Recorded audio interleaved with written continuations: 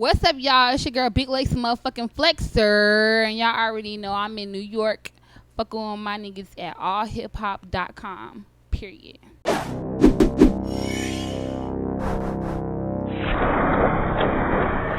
What's the word, shit, man? Slap Shot here for AllHipHop.com in the middle of Times Square, One World Studios. And right now, I have a very special guest, from down south. I'm trying to figure out what do we call it, Colombian or Carolinian. She's putting me up on game, but I have the Carolina Princess. Please introduce yourself. Hey, everybody. It's your girl, Big Lex the motherfucking Flexer. For a fact. All right, then. And like I said, I met you through like how the world met you. A little clip, a little preview before everybody. The damn Double Homicide. You understand what I'm saying? Which by far is some of the wittiest shit I've ever heard on. I'm sorry, I'm playing it over in my head. This is by far some of the wittiest shit I've ever heard on reality TV. But so like I binged the show and I watched the show, and I think the show might have depicted you as a mean person. Since we know each other about 10 minutes now, I've got no vibes of that and anything like that. How accurate of a depiction did we get of Big Lex the Flexer on Jocelyn's Cabaret? Well, like you said, like the show really showed like me being a mean person, but like I explained before, like the only people that experienced the mean side of me were the girls who had a problem with me, like the other girls in the house, like they didn't get to experience the angry side of me because they didn't give me their negative vibes. I only pour negative vibes into people who pour them into me. So I really am a sweet girl. I really am. It's just that like when it's time to turn up, like if we about to get active, like we about to get active. I was wondering now, where's the Southern hospitality? I definitely have a lot of Southern hospitality. Like, yes, for sure. But it's like, nah, like if we, like, no. All right, then. So from the moment, like from the beginning, you like they had depicted you as like on go and stuff like that. But what are some of the other sides of Big Lex? Well, I'm sweet. I'm soft spoken. I'm loud, but I'm soft spoken. I just, I'm just a nice girl. I really am. So it's just like I said, it's just like. Yeah. I got you. All right then. So, as far as the show goes, I think you blew up and you got a lot of notoriety from the show. So people, but we here at AllHipHop.com and we are concerned about the music. What I think people would like to know was, did the music precede the show, or did you see like, oh damn, I'm viral, what's up? Well, before I did the show, my music was something I was been focusing on, So like my music was already up, but it's like from being on the show, I can't say like I've got more followers who support me through Johnson's Cabaret, and as I got more followers and more fans through Jocelyn Cabaret, they realized that I was an artist, so I got that through they was like, oh, you rap, like I fuck with your music too, like okay, you on Jocelyn Cabaret, but like this music fire. Yeah, facts. Yeah, so how many people are actually like surprised about that? Because I know it shocked the fuck out of me. Like you're like actually like good. You understand what I'm saying? So but how many people do you get that reaction from? Like, oh shit, this should move. I get the reaction out of a lot of people, Like I said, like my fan base I had a real solid fan base, before Jocelyn, but like people just really love it. They really do. Like I got a lot of people who love it. Like I really appreciate it too. No problem. All right then. As far as this show goes, I think it's definitely trailblazing in the fact that this is probably the first reality show that we've seen for our demographic that was like completely like uncensored. I don't think we've ever seen that before. And if I'm wrong, leave a comment and correct me. But I do believe like this is the first time I've personally ever seen it. Do you feel like this is like gonna be the new wave of like reality TV, like just uncensored? Like we always used to watching Love and Hip Hop, you hear the bleep bleep bleep. You understand what I'm saying? But this one, we seeing titties and the F word. Yeah, quite often. For sure, yeah. Well, that's what you get when you work with Zeus Network, because I'm not sure what Love and Hip Hop was on MTV, VH1.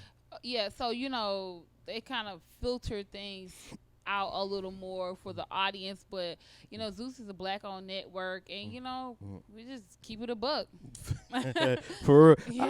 All right, at the beginning you said you was about women empowerment, right? Do you feel like the person they depicted you as on the show reflected that you're about women empowerment? Well, I mean, like, we can't cap and act like it didn't look like I was about women's empowerment. But like if when as people watch the show and they realize like after the drama was over, I was just cool, calm, and collected, and just handle the show like how a normal person would. Like I was all about you know, girl power, and y'all, let's get I got the dance down pack, you know.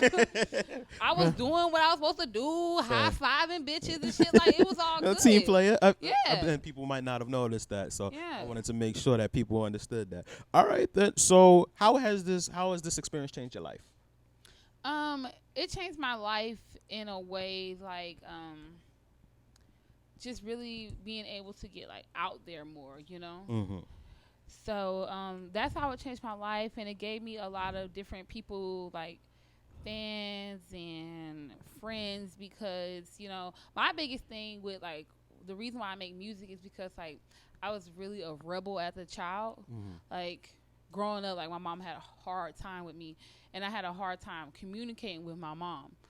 So what she would say a lot, like, go put in your music. You got something to say, put in your music. So that's how I felt that I could talk to my mom. So, and it just, I realized that was a way I could talk to people. So I appreciate the show because it lets me talk to people without being one-on-one with somebody. Fact. I got you. Yeah. Is your mom still listen to your music? Oh, yeah, she loves my music. You know, she's a big supporter. It's just that, you know, like, in my teens, I was just buck. So, yeah. I got you. Well, all right, so what is South Carolina like for a New Yorker? How would you explain that to me? South Carolina to a New Yorker, it's just calm. It's very calm. Like, out here in New York, y'all fast-paced and y'all rapid, and it's people like, if you see somebody walking in South Carolina, you just be like, oh, he ain't got no car. You know, like, out here in New York, walking is normal, and like South Carolina, you be like, this thing ain't got no car. Yeah. You know, like, 'cause, you know, we just driving, and it's just really slow. It's really calm. It's really relaxed. Like, you can go outside and listen to the birds chirp. We got grass and stuff like that. So, I could just explain it to a New Yorker. Like, it's just calm. Like, it's just really, really, really calm. Like, if you lived in New York all your life, you was born and raised, you might go crazy from the calmness. Okay. Yeah. He said you might. Yeah. You can't sleep without a car alarm in New York. Yeah, you need something like that. You need a siren or something. Something, you know. But I love New York though, like, 'cause I'm a Southern girl, so, like, you know, people from the South, when we come up here, it's like, oh my gosh, like, y'all have so much, and it's like, in Columbia we got a little bit of restaurants. It's like, out here it's like y'all got so much stuff. So to me, here is lit. But I was just talking to someone. Well, we were just talking to someone downstairs, and we was eating pizza, and he was like, "Oh, I went to Myrtle Beach. It was lit." And we like, Myrtle Beach? Hey, he loves Myrtle Beach. He loved Myrtle Beach. And we was like, we don't even go to Myrtle Beach. He's like, no, I love it. Yeah, it was lit. We do. That's the tourist area for New Yorkers down there. Yeah, and we was like, okay, cool. Yeah, Memorial Day like, weekend, you're going to see a lot of New Yorkers down there. Yeah, I was like, okay, well, that's what's up then. Yeah, I got you. All right, then. So, yo, how does the South Carolina, how is that implemented into your music, the southernness and things like that? Well, being from the South and stuff like that, I guess we have our own sound. Because you said you hear an accent. Like, when I'm talking to you, I hear your accent, but like, accent? Like, New Yorkers don't never think they got no accent. Yeah, y'all. New Yorkers y'all don't know. Y'all do it. Then, like, you say you hear my accent, and it's like, I don't think I have an accent. But it's like, so I guess it's just like the Southern style and the accent, the slur. Rapping, yeah, you know. Yeah, I got you. Little country girl, like, you know. But you do have a lot of wordplay. I think you when you're telling a story. All right, for instance, Freaky Dancer. I got the picture. I got the picture. You understand what I'm saying? Like, it's thorough and thing. You can understand what you're saying. You how did that come about? Like, just the fact, because, you know, when you think of like maybe a Southern rapper, you might think it'd be a little bit slurred together, mumble even, and things like that. But when you talk talk, it's like completely clear, and you paint a vivid picture in your music. How did that come about? Oh well, with Freaky Dancer, it's a artist named Kilo, and I think he's from Miami. So I don't know if you know Uncle Luke and all them. Okay, so like they're from Miami, so that's the South. You feel me? So like the song, it just came about because my mom used to listen to the Freaky Dancer. So like I was just in the studio, and I was telling my manager, like, it's this song Freaky Dancer, like I really want to remake it because it was just a childhood thing that I was listening to, and I really just liked it. So that's how Freaky Dancer came about. Yes. I got you. All right, then. So obviously watching on Cabaret. If I didn't know before, I would know it now. You used to be an exotic dancer. Right. Okay, then copy. So as far as that goes, like transitioning from that into the music, right? What would be like the biggest shift you had to make? I wouldn't say I had a big shift from dancing to the music, because when I was dancing, that was a way for me to pay for, like, before I had a team or a management, that was a way for me to pay for like music videos and stuff like that. So I still mingled that in there, but once I got a team, my manager, he allowed me to be taken all the way out of the strip club and focus on my music. Have you ever been back to the strip club to hear your music play? Have you seen people dancing to your music? Oh yeah, most how definitely. Does that feel? What's that moment like? That feels great. Like I'd be like, all right, yeah. One be like, yeah, I told y'all, told y'all niggas this is gonna happen. That's how I'd be one, but then I'd be excited because like people be tagging me, and like one girl was on her head dancing, and I was like, all right, yeah, that's lit, because like my music is like for them, like. Yeah. It's bad bitch music. You got the cheat code. I mean, you know what you would want to dance to, so you make what you would dance to. You got a cheat code.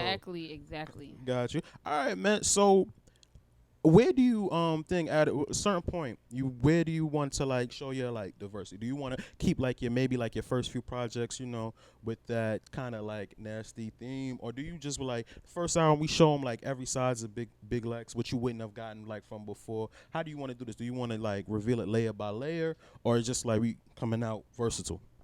I want to just do it versatile. Like I just want to just on every EP or every album or every mixtape that I do, I just want to just whatever I feel needs to go on that EP, I'm just going to put it on there, because I do like to go from, like trill to something nasty to something soft, I just like to give people different vibes throughout the whole thing. Okay, then. Got you. All right, then. So, back to the show. I think everybody's like still stuck on like the reunion. And obviously it seemed like you and the host might have ran into some issues and things like that. Can you explain to people what may have happened, like things that we might not have caught, or the build up to anything like that? To me and Jocelyn? Yes. Yeah. Jocelyn, first I thought me and Jocelyn were cool. I didn't feel the animosity or the beef with her, but it's just like when she got to the reunion, she was on one. So. What was that? I mean, why was that? It seemed like. Like I said, it didn't make no sense. People just turning on the TV and like she was on. Was there anything that was happening like behind the scenes that we might have missed? Yeah, well, because like after we did the season, whatever, Jocelyn invited Lexi Blow, which is one of the girls on the show, to Miami or whatever, and we was all confused to like, why did she only invite one girl or whatever? But Jocelyn explained it to us, and she was like, she had told Lucky to get everybody together. She wanted to have a yacht party, but Lucky was like, that's not a good idea because they're gonna fight each other, So Jocelyn told her 3 times to get us all together. And Lucky didn't do it or whatever. So when we got to the reunion, Jocelyn held the meeting. She was like, y'all bitches mad at me. I know y'all, but we wasn't like, it was old by then, But when she held the meeting, she was like, y'all bitches mad at me. You need to be fucking mad at Lucky, blah, blah, blah. I tried to get y'all together. I tried to get lit with y'all. But she was acting hella crazy. And she was just bringing up shit on Instagram and whatever she was mad about. And I'm like, damn. But like, when I think about it now, I'm like, maybe she did all that to get everybody like hype and like ready, but it's like you made us turn on you, or you made us mad at you instead of like making us mad at each other. You feel me? If I was the host, if I was Jocelyn, I would have been like trying to get the beef started again up with the girls instead of y'all focusing your attention on me. Mm. You know, I was just. I mean, well, maybe you think like she felt like as the person whose name is on the show, she could take those type of arrows, but maybe you guys aren't like in the game yet enough to where like y'all could afford to. She wanted y'all to be unified. Maybe there's some mad puppet master kind of thing going on. No, like maybe she wanted to take the arrows instead of having y'all go against each other.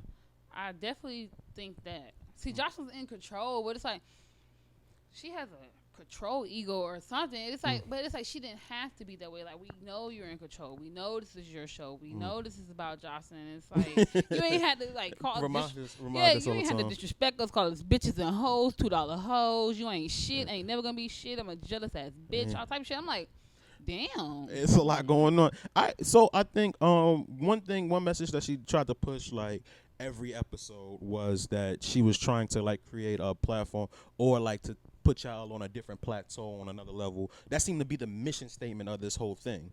Do you believe like she accomplished that mission, like giving y'all maybe changing y'all lives? I believe she accomplished that mission in a way because she tried to put us on a platform but also tear our character down at the same time. Mm-hmm. So it's like, even though she put us on a platform, like some girls like Aqua and Yummy and the other girls, they still don't. I just want to let people know Aqua is the girl she told Double Homicide. Yeah. So, yeah. They still not hitting on shit. So it's like, you know, it was like, yeah, she gave us a platform, but it was up to us to really put our stuff on in the appropriate way. Like, you can give me a platform all day and call me a bitch and a hoe and stuff, and then it's like, damn, like, okay, let me sit back and be a bitch and a hoe and be sad over here. Or I could be a bitch and a hoe and I'm going to be that bitch too, so what's really good with it? You feel me?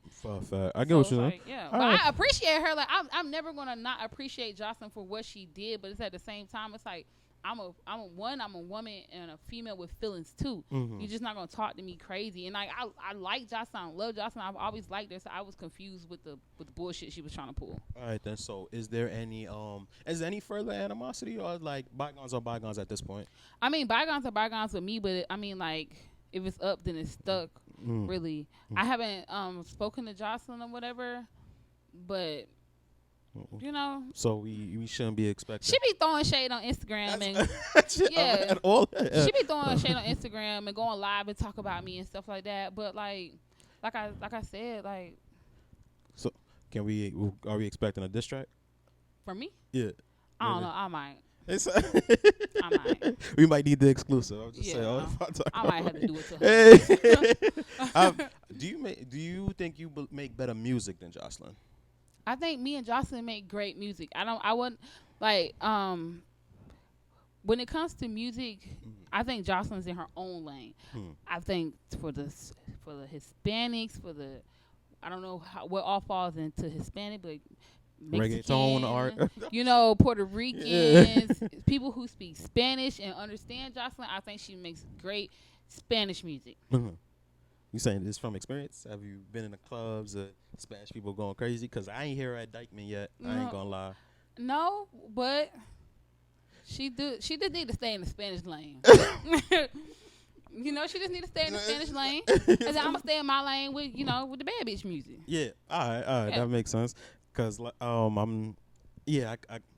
The show they tried they tried to get you into it. They tried to make you yeah. I mean, but Stevie J tried to yeah he did. It's a lot going on with that. Anyway, all right, moving on. Stevie J, man. All right. So new single, boom, FaceTime. Face down. Oh, face down. I'm sorry, my fault, Queen. Face down. Good. Okay then. So sounds pretty self-explanatory, but for the people that don't know, explain face down. Face Down is my new single that is out now on iTunes and everywhere. I'm going to be dropping the music video today, actually. So everybody can go watch that. But Face Down, it's a sample from Uncle Luke. See, my mom was a freaky ass bitch, so you know how to call your mama. You know, wow, she the freaky bitch. She knows she is. She had us twerking. Hi, Mama Lex. Yeah. Okay, she had us twerking little to Uncle Luke and Scrub the Ground and all that stuff. So, I mean, but that's where Face Down comes from. Like, when I heard the beat that DJ Cho sent me, I just knew exactly where I wanted to go with it because it was an inspiration for me. Yeah. You feel Facts. me? I mean, some girls is just like that, you know. So, and the girls who are not like that, like, you know, like some girls are just freaky, or some girls are just out there. You feel me? But it's some girls that's out there, but like low key with it. Yeah. You feel me? They just play that shit on the low. The one that's working the crib. Yeah, in they the be mirror. yeah, with their them. glass So, of wine. Yeah. Fact. So, you know, that's where it came from. It came from that. Got you. All right, man. So as a former exotic dancer, that classifies in the realm of like sex work and stuff like that, right? But as you as you grow as an entrepreneur and as a mogul and stuff like that, would you say like your experiences as that was like positive, or does it like, do you feel like it might smear you for like forever, like wherever you trying to go from here? Is it more of a stain or something you're proud of? It's something I'm proud of because, one, I never started dancing for necessity. I never was down bad in my life. I just danced because I wanted to. You know, that's one. Two, it taught me a lot because when I started dancing, I used to go by Lil Lex. You know, because I was a little bit younger or whatever. So as I was in the club and the girls would like, I see the older girls and they would kind of like throw me off to the side, and I used to see the dudes spend all the money. So I figured out a way to climb the totem pole in the strip club. So that's what I did. And then once I realized that I was unfuckwittable, I changed my name to Big Lex. You know? Because the girls, they were like, oh, Lil Lex. But like when I changed my name to Big Lex, it gave me more confidence. You know, I knew that. Yeah, you said it with your chest. Huh? Yeah. Big Lex, nigga. Yeah, you know like, what I'm saying? I watched and I took a step back and I just looked like, okay, I need to dress like this. I need to look like this. I need to wear these type of heels. I need to do this. And then as I did that and as I had more confidence and as I build myself up to be a bigger and better person, I was able to get a bigger and better bag. You know, so yeah, I feel like dope. that was great for me because like I took my money and did what I needed to do with it. That's dope. You reinvested that. What taught you that? Who taught you that? Like where to put your money in? Because a lot of people, you know, get fly. We gonna get purses and all these type of things. Who taught you where to put your money? Well, my daddy always told me never be without a dollar. As long as you have $1, you have some money to get somewhere to do something with it. So even if you broke, that's crazy. But if you have $1, like, you know, you can at least feed yourself. Like maybe you can get a bus. Like you don't know where $1 across the street. We can get, you know, you feel me? Yeah, they got the dollar slices across the street. No, like I'm telling you, like you just have to have the money. Like you just need some money because money talk, money walk, money do everything that we can do. So it's like I just need it. All right, then. So that's what it taught you how to invest your money from the strip club into your music and stuff like that. And all right, then. So what's the goals for like by the end of the year? We coming up on the third quarter. We finishing up second half of 2021. What's the goals now for Big Lex? Well, my goals now for me is just to keep dropping music, keep producing that heat, keep doing my thing, keep progressing, keep going forward, keep reaching out to new artists, keep reaching out to everybody, doing interviews, you know, spreading love and positivity for real, you know, because like people like you and other people give me a platform to be able to talk like a normal person and not getting not look crazy. Yeah, and not being bashed and stuff. Like I can really talk and stuff like that, like, and you know, just be me for real. So you know, just to keep pushing Big Legs and just to keep being me. What I enjoy about you though is you embrace it though. You don't like, if you're gonna be evil, you're gonna be all the way evil because the kicking comment, or they still kicking, that was crazy. Yeah, but I was dead ass about that though. You know, it's just like if it's up with you, then it's up with you. You feel me? If it's not up with you, it's not up with you. How did it become up with Aqua? Like, cause it just seemed like off rip. It was up off rip. Like, did we miss something? Is this something else like we might have missed that was edited out? Or did you just blurt out the first thing that came to your head and then like after? It was up from there. Yeah, it was you know, up. An apology never thought.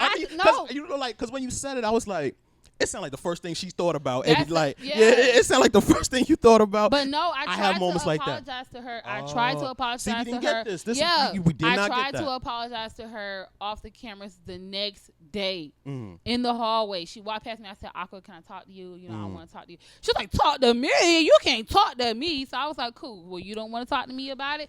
Well, then fuck it.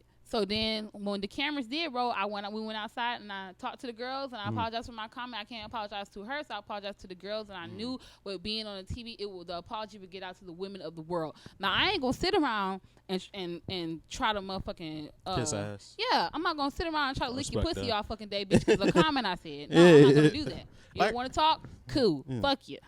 Like I said, watching it didn't seem like it was premeditated. It really seemed like verbal diarrhea. I know I have those moments quite often. It's like, oh, I fucked that one. Yeah, you understand? And that's what it was. Cause I was like, I'm sorry. When I said that, I was like, oh, I'm sorry. Like, damn, my bad. I ain't gonna count. Like that was one of my bad. Like I wouldn't. That was bad. My bad. But it was like. I mean, what you call it? The moment has. What you call it ascended you. You understand? Yeah. Are you usually that way? Are you that funny off camera? Yeah, like I really am like that. Like.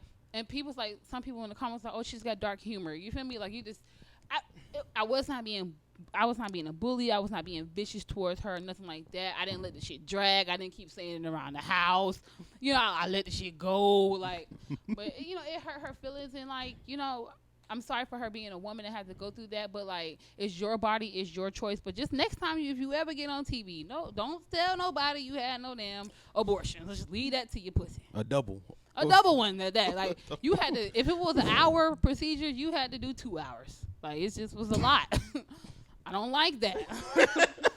I just don't appreciate that.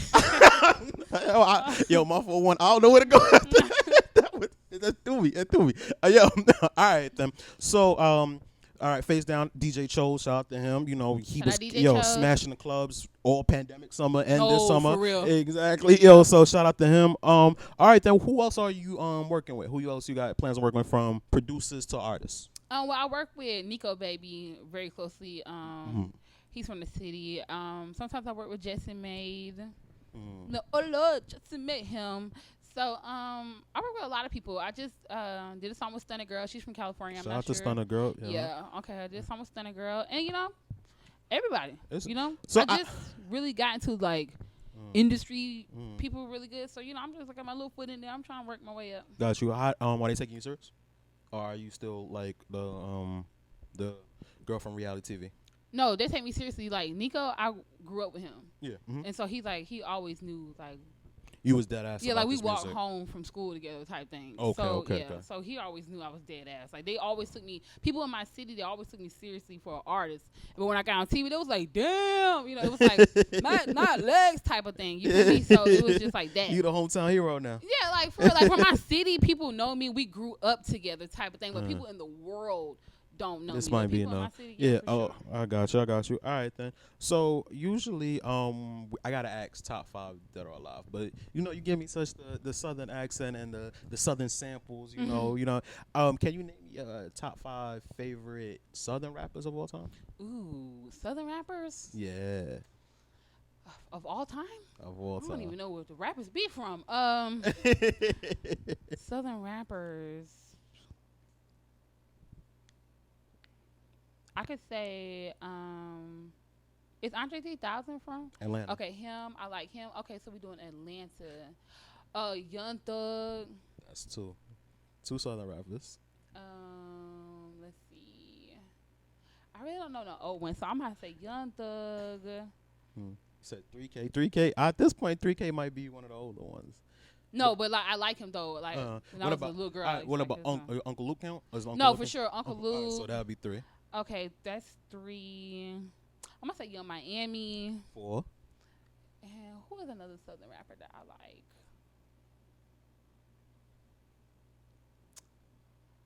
Oh, I don't know because I just don't know where all the rappers are from.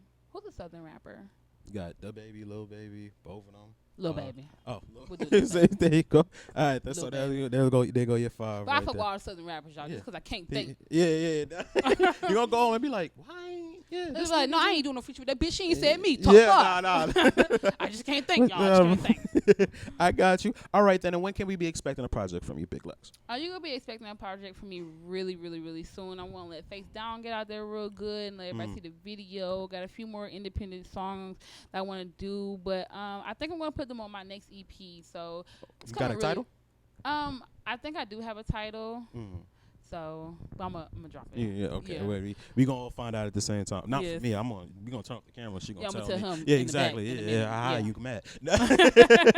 All right, then I appreciate you, Quid. Like I said, if that Jocelyn this is coming, I would like to be. I'd like to hear first. We like to have the exclusive. Yeah. Yeah, facts. Man. Salute to you and all your newfound fame and you actually utilizing it correctly. You know, we came here on. You came straight off the reunion while shit was still up and shit was still hot to talk about your music, and that's a transition. That's dope strategy. That's dope marketing, and I'm happy that you're taking it serious. Thank you so much. I really appreciate you for having me. No problem. I'm gonna be saying Double Homicide for the rest of the year. No, for real. So that's what y'all ain't even gotta say Double Homicide for no abortions or nothing.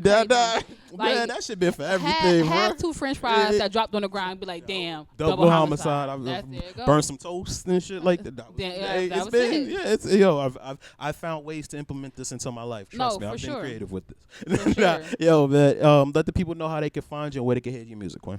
Okay, y'all can follow me on Instagram at BigBadLex_. You can follow me on Twitter at I am Big Lex 1, TikTok at I am Big Lex. My page is gone, but if I ever give it back, y'all can follow me on Instagram at my other page at I am Big_Lex.